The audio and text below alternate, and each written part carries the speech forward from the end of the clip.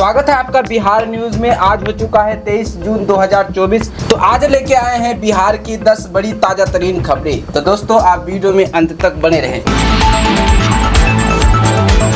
खबर बिहार की राजधानी पटना से है। पटना में एक बीजेपी नेता को किडनैप कर लिया गया है। पटना के बीजेपी नेता का बेटा आशु कुमार 21 जून से लापता है। घर वालों का कहना है कि वो सारण बी फार्मा का एग्जाम देने गया था, लेकिन वो वहां पहुंचा ही नहीं है। शनिवार की रात उसका कॉल आया। उसने अपनी मां से कहा कि मेरा अपहरण हो गया है, मुझे बचा लो वरना ये लोग मार देंगे। मुझे बाथरूम में बंद कर रखा है, मैं किसी तरह आपको कॉल कर रहा हूँ। ऑनलाइन गेमिंग में जुड़े मयंक और शिवम ने मुझे बंधक बनाया है, मुझे बहुत मार रहा है। साथ ही आशु कुमार ने अपनी मां से कहा कि ये बात डैडी को मत बताना वरना मुझे मार देंगे। इतना ही बात करते ही कॉल कट गया। राजेश कुमार सिंह का दानापुर के शाहपुर थाना इलाके के डिफेंस कॉलोनी में घर है। वो दानापुर दियारा बीजेपी के मंडल प्रभारी है। वहां पहुंचने के बाद आशु ने उसने अपने परिजनों से बात कर सकुशल पहुंचने की बात कही थी। उसके बाद अब तक वो घर नहीं लौटा है।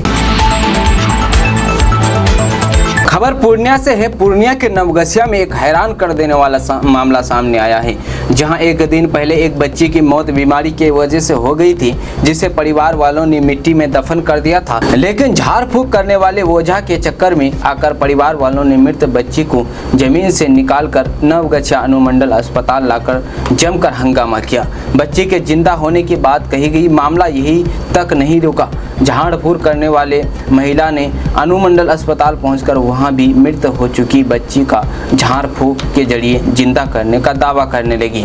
नवगछिया थाना क्षेत्र के सोनिया पट्टी के रहने वाले भगवान महतो की 10 महीने की बेटी हर्षिता कुमारी का पिछले 2 दिनों से नवगछिया थाना क्षेत्र के नोनिया पट्टी के रहने वाले भगवान महतो की 10 महीने की बेटी हर्षिता कुमारी का पिछले 2 दिनों से नवगछिया के एक निजी क्लिनिक में इलाज चल रहा है, जहां शुक्रवार को उसकी तबीयत ज्यादा खराब होने के बाद उसे परिजन भागलपुर के तिलका मांझी चौक स्थित एक निजी अस्पताल लेकर गया, जहां डॉक्टरों ने बच्ची को मृत घोषित कर दिया है।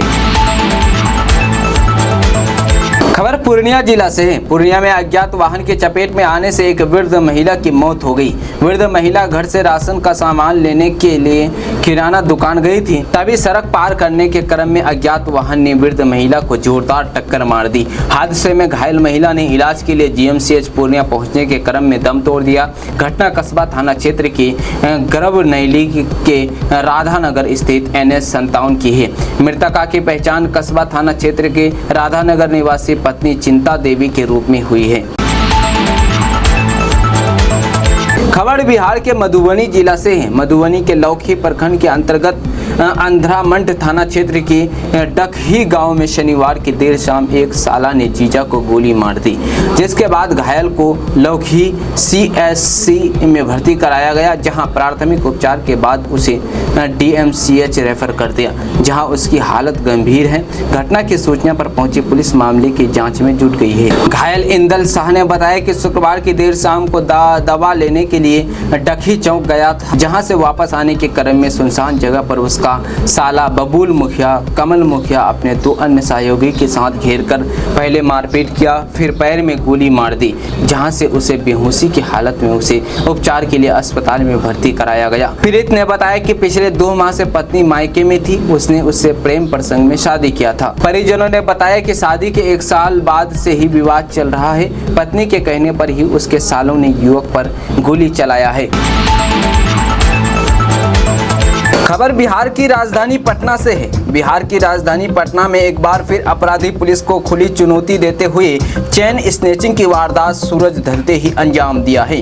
ताजा मामला पटना के रूपसपुर थाना क्षेत्र का है, जहां नहर रोड स्थित कुसुम पुष्प कॉलोनी जाने के दौरान पैदल जा रही गुड्डी पांडे को एक बाइक सवार 2 अज्ञात बदमाशों ने अपना शिकार बनाया है। अपराधी पीड़िता के गले में पहने 1.5 लाख की सोने की चैन छिनतई कर आराम से फरार हो गए हैं, जिस दौरान पीड़ित कुछ दूर तक बदमाशों का पैदल पीछा कर दौड़ी, वहीं तेज रफ्तार बाइक सवार बदमाश फरार हो गई। घटना के बाद पीड़िता ने स्नैचिंग की लिखित शिकायत थाने में दर्ज करवाया है।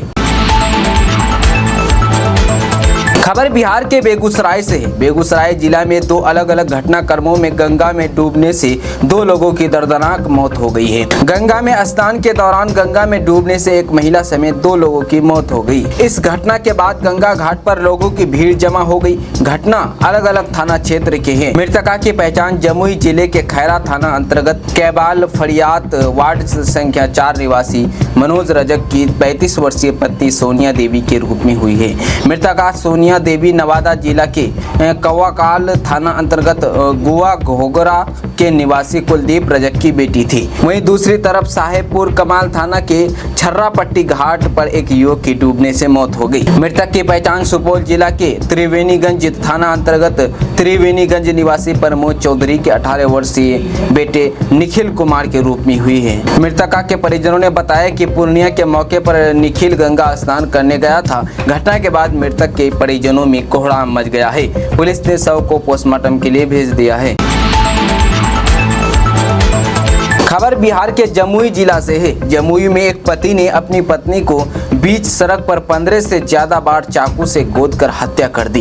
वो चिल्लाती रही, चीखती रही, छोड़ देने की गुहार लगाती रही, लेकिन वो नहीं माना। पेट और कंधे से खून बहता रहा। जान बचाने के लिए वो दौड़ती रही, लेकिन वो नहीं माना।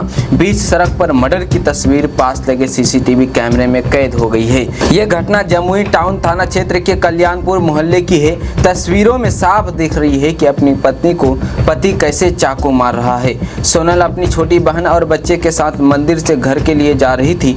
उसका पति कुंदन आता है और उसे बात करने के लिए कहता है। दोनों बहनें बात करने से मना कर देती है। इसके बाद कुंदन चाकू निकालता है और सोनम पर ताबड़तोड़ हमले शुरू कर देता है। पहले वो सोनल को 3-4 बार चाकू मारता है। जैसे ही वो नीचे गिरती है वह ताबड़तोड़ हमले शुरू कर देते हैं। सोनल इसके बाद भी उठकर भागने की कोशिश करती है, लेकिन कुंदन उसे दौड़ाता है और फिर चाकू से हमले करने लगते हैं। बीच सड़क पर करीब 1 मिनट तक कुंदन ये सब करता रहा। उसी दौरान आसपास 10 से ज्यादा लोग मौजूद थे, लेकिन उसे बचाने कोई नहीं सामने आया।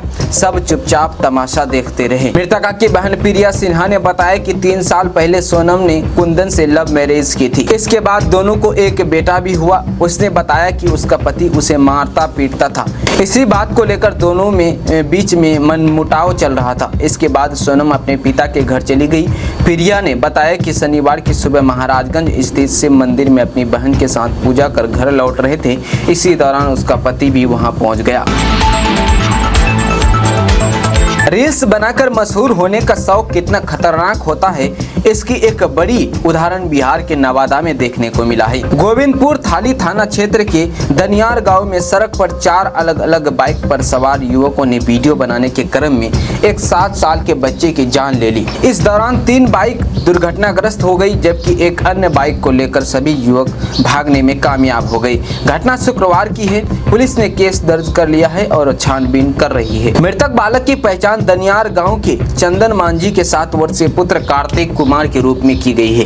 घटना के विरोध में लोगों ने 2 घंटे तक सड़क जाम कर दिया। थाना अध्यक्ष एवं वीडियो द्वारा मुआवजा दिलाने की आश्वासन पर लोग शांत हुए। मृतक के चचेरे भाई ने बताया कि हम सभी कानपुर में ईंट भट्टा पर काम करते हैं। 9 महीने बाद घर लौटे और ट्रक से सामान उतार रहे थे, तभी युवकों ने कार्तिक को रौंद दिया। थाना अध्यक्ष विकास चंद्र यादव ने बताया कि बाइक सवारों के बारे में जानकारी जुटा रहे हैं। दोस्तों, बिहार में पहले हीट वेव के कारण सैकड़ों लोगों को अपनी जान गंवानी पड़ी। वहीं मानसून के दस्तक देने के साथ ही आकाश से बिजली का कहर भी बरपना शुरू हो गया है। यहां पटना जिले के खुसरूपुर थाना क्षेत्र में खेत में काम कर रहे 2 किसानों की आकाश से बिजली की चपेट में आने से मौत हो गई। वहीं एक किसान गंभीर रूप से झुलस गया है, जिसके बाद गाँव में हरकंप मच गया है। बताया जा रहा है कि मौसमीपुर दियारे में दोनों खेत में काम कर रहे थे। इसी दौरान अचानक मौसम बदल गया और ठनका गिरने से एक व्यक्ति की मौत हो गई, वहीं एक घायल हो गया। मृतक की पहचान मनोज प्रसाद के पुत्र सोनू कुमार की मौत हो गई। वहीं फुफेरे भाई गुड्डू कुमार घायल बताया गया है।